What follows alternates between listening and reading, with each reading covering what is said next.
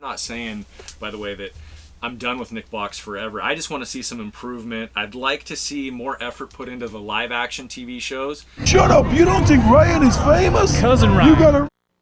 Hey, what's up, YouTube friends and family? It's Cousin Ryan, and as many of you know that have been following our channel for a while, I'm a big Nickelodeon fan from back in the day, and Nickbox was right up my alley, but I have canceled my subscription, and I just wanted to make a little video.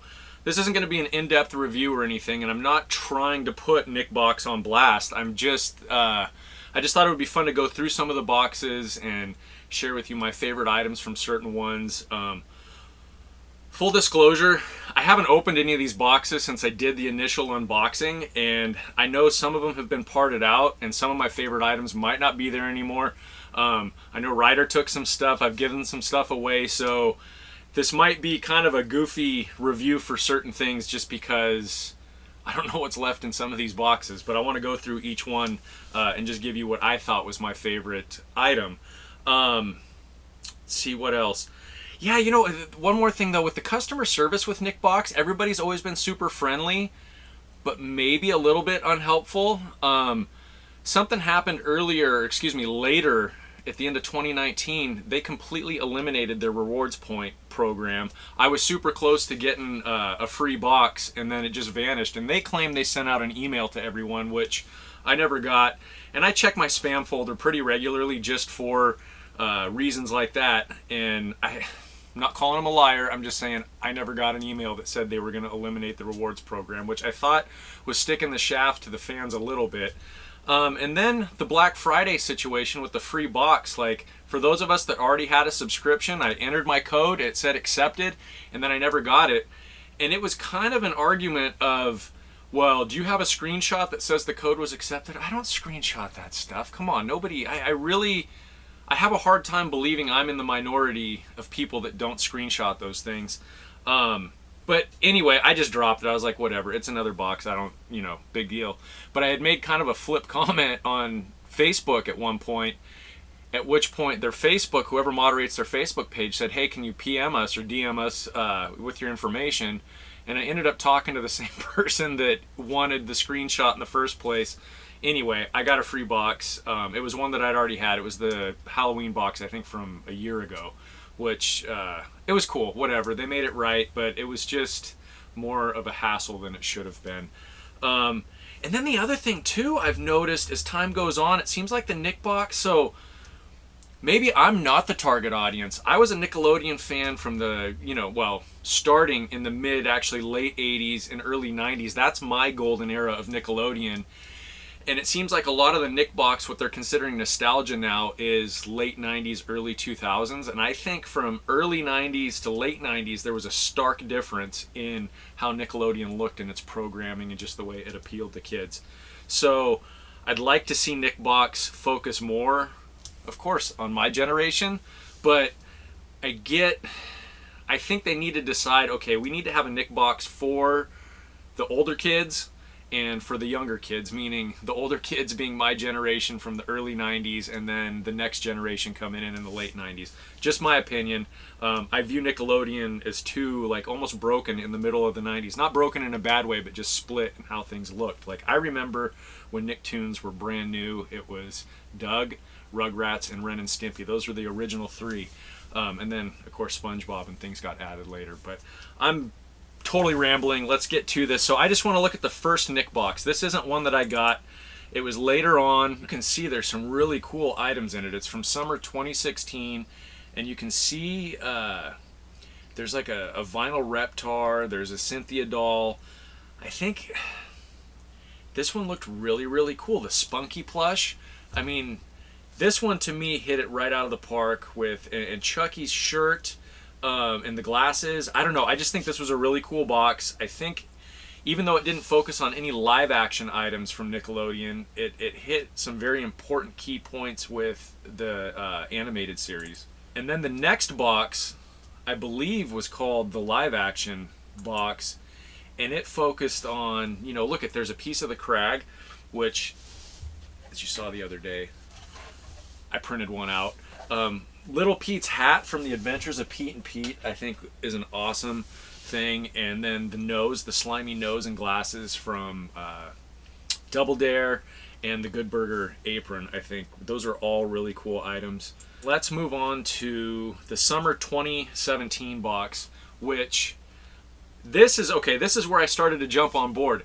I didn't get this box. However, I was looking for I don't even remember what I was searching for, to be honest with you, online, and this little vinyl ice cream, Ninja Turtle ice cream, popped up, and I went, oh my god, that is the coolest thing. And I started searching that, ended up on eBay, found them on sale for eBay, and that's where I saw the first mention of the Nick box. And I went back and I started looking at those previous boxes, and I'm like, oh my god, that is that is so cool. So I instantly signed up. It was too late for the Block Party one, but the first one I got then, and I don't have the box for it anymore, it was the Fall Nick box from 2017. And you can see, I don't have I'm going to put a screenshot up. I don't have it right here in front of me. I apologize. But my two favorite items from that box were the Are You Afraid of the Dark t-shirt, and then I'm kind of a sucker for food items, whether they're plush or vinyl or whatever, and I just thought this was the coolest. It's a Reptar. It's a plush Reptar bar, and you can see the green goodness leaking out there on the side. I thought this was really cool. I was pretty happy with this box overall. Of course, it was my first box. And I think if you go back and watch some of my unboxings, I was probably a little more optimistic about these with my reviews, but the more I look back and think about it, I'm like, I don't know. Okay, the winter box. This one was, I believe, snowed in, and it had some cool stuff. I mean, the Abner Pig I thought was kind of cool. The little Tommy vinyl figure. I'm not a huge vinyl collector. I love the idea of it, but they just start to pile up. Like, I've got a lot of vinyls that I just don't have room to display all of them. But my favorite item from this, and I've worn it a lot, is the Double Dare beanie.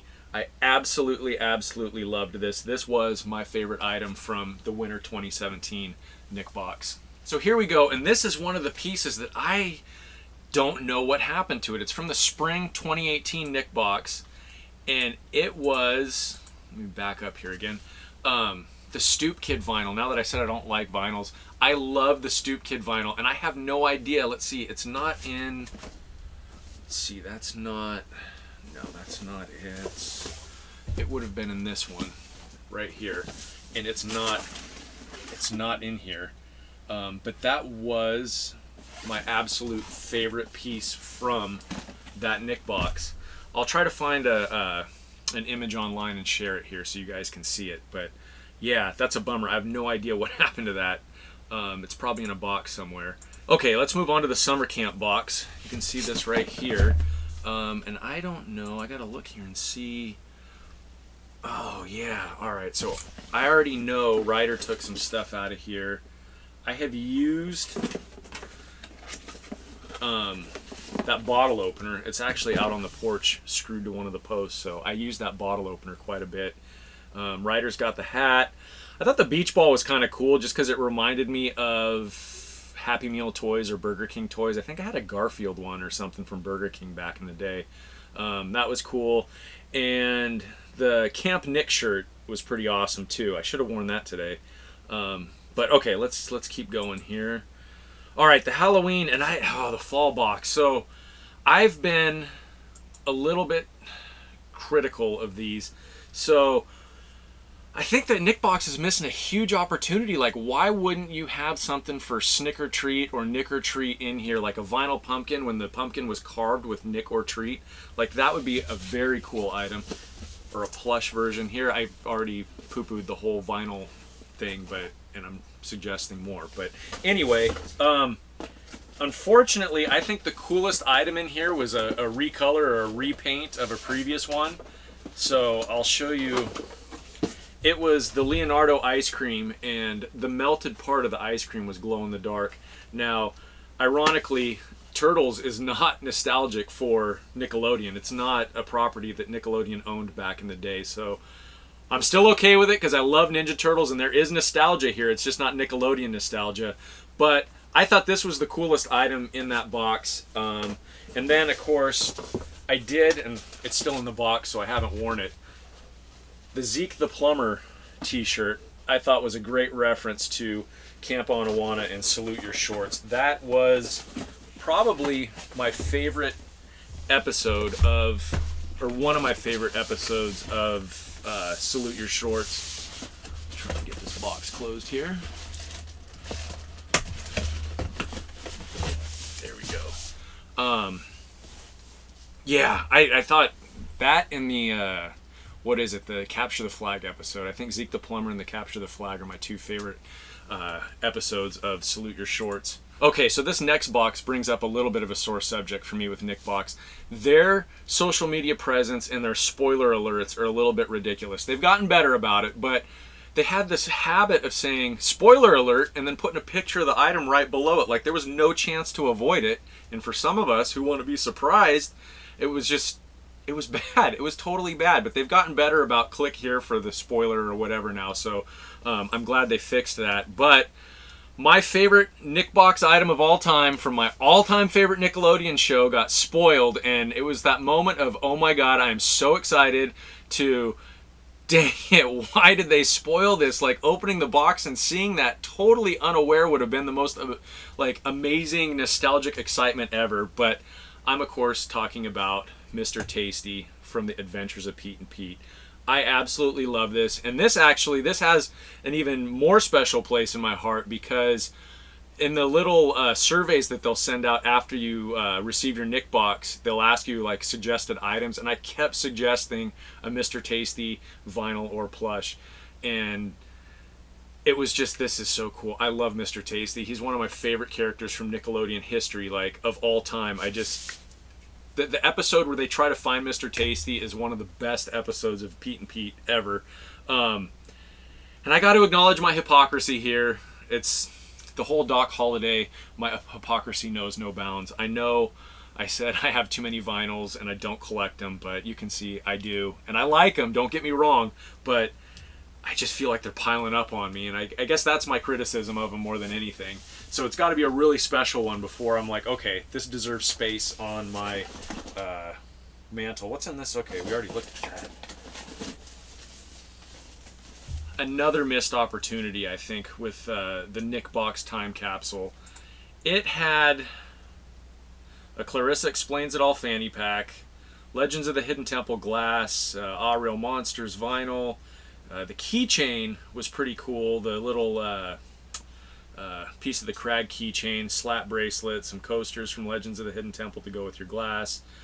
Again, the Double Dare nose with the slime and a sort of a Stickly shirt, which I didn't find it to be instantly recognizable. You have to really look at it to get what's going on with that shirt.